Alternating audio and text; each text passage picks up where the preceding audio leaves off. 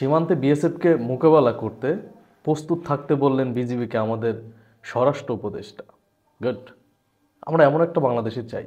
সত্যি আপনার বুদ্ধি হওয়ার পরে কি আপনি দেখছেন কখনো ইন্ডিয়ার বিরুদ্ধে এভাবে কথা বলতে? আমি দেখি নাই। আই থিঙ্ক স্বাধীনতার পরে স্বাধীনতার 53 বছরে কেউ এমন বাংলাদেশ দেখে নাই যেটা আমরা বর্তমানে দেখতেছি, যেভাবে ইন্ডিয়ার বিরুদ্ধে অবস্থান নিচ্ছে। এটা আমরা দেখি নাই। বিজিবিকে নির্দেশনা দেওয়া হয়েছে তারা যে কোনো পরিস্থিতিতে সব সময় প্রস্তুত থাকবে।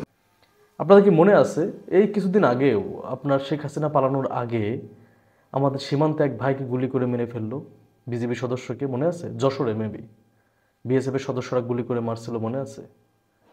ফেলানিকে তার কাটায় ঝুলাই রাখলো, সেটা নিয়ে কোনো কথা কিচ্ছু হয় নাই। প্রতিনিয়ত বিএসএফ আমাদের মানে বাংলাদেশিদের গুলি করে মারতেছে। ওরা বলছে একটা পাখিও যেন উড়ে না যাইতে পারে। দেখেন, কিন্তু বাংলাদেশে যে ইন্ডিয়ানরা আসে, কখন তাদেরকে মারা হয়? গুলি করে মারছে এমন দৃষ্টান্ত আছে? এমন দৃষ্টান্ত তো নাই।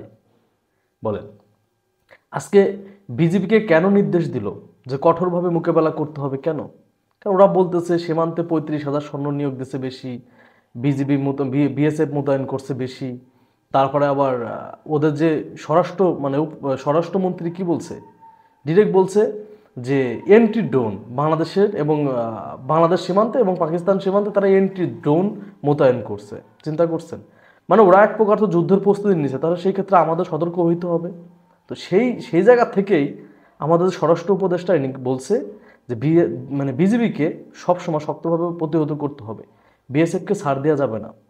আপনারা কিছুদিন আগে একটা ঘটনা দেখছেন, ইন্ডিয়ার 11 জন বাংলাদেশে অনুপ্রবেশ করে, ওদের কিন্তু গুলি করে না একজনকেও, ওদেরকে গ্রেপ্তার করে পুলিশের হাতে সোপর্দ করছে। দেখছেন না আপনারা?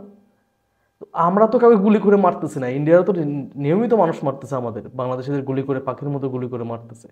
তো বাঙালিরা তো ইন্ডিয়ানদের মারতেছে না। এখন তোমরা উস্কানি দিবা আর সেটা আমরা চুপচাপ সহ্য করবো, সেটা তো হবে না। তোমরা উস্কানি দিলে, তোমরা প্রস্তুতি নিলে, আমাদেরও সেই প্রস্তুতি নিয়ে রাখতে হবে যাতে আমরা মোকাবেলা করতে পারি। এটা তোমরা ভালো করেই জানো যে তোমরা যুদ্ধ করে সীমান্তে আমাদের যে যদিও এই লাস্ট 15.5 বছরে মাজা ভেঙে দেওয়া হয়েছে আমাদের সামরিক বাহিনীর, তারপরেও এত সোজা না।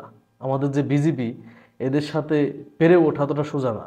শেখ হাসিনা যদিও আমাদের বর্ডারটাকে নর্মাল করে রাখছিল, কিন্তু এখন এরা বাঘের গর্জন দিচ্ছে। কিছুদিন আগেও তো আপনার বিএসএফ এর সৈন্যরা করতে গেছিল, তার কাটা টানাইতে গেছিল, ওইটা বাধা দিয়ে দিয়েছিল বাংলাদেশ বিজিবি। দেখেন নাই?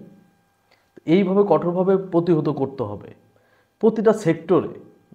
তারপরে বিমান, তারপরে হচ্ছে বিজিবি, সেনাবাহিনী, সবাইকে এইভাবেই বলে দিতে হবে যে ইন্ডিয়াকে বিন্দুমাত্র ছাড় দেওয়া যাবে না, বিন্দুমাত্র ছাড়ের প্রশ্নই আসে না। বাংলাদেশের জনগণ এদের সাথে আছে। বাংলাদেশের জনগণ যেসব সিদ্ধান্ত নিয়েছে, এই সব সিদ্ধান্ত পজিটিভ দেখতেছে।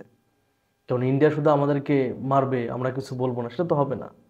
কিছুদিন আগে ওই ঘটনাটা বললাম যে একজন ভাইকে, আমি যদি ভুল না বলে আলামিন নাম ছিল, বিজিবি সদস্য, শেখ হাসিনা একটা কথাও বলে নাই, আমাদের পররাষ্ট্র মন্ত্রণালয় থেকে একটা কথা উচ্চারণ করে নাই। এটা নিয়ে কথা উচ্চারণ করছিল? করে নাই। একজন বিজিবি সদস্যকে বিএসএফ গুলি করে মারছে, এটা নিয়েও কোনো কথা হয়নি।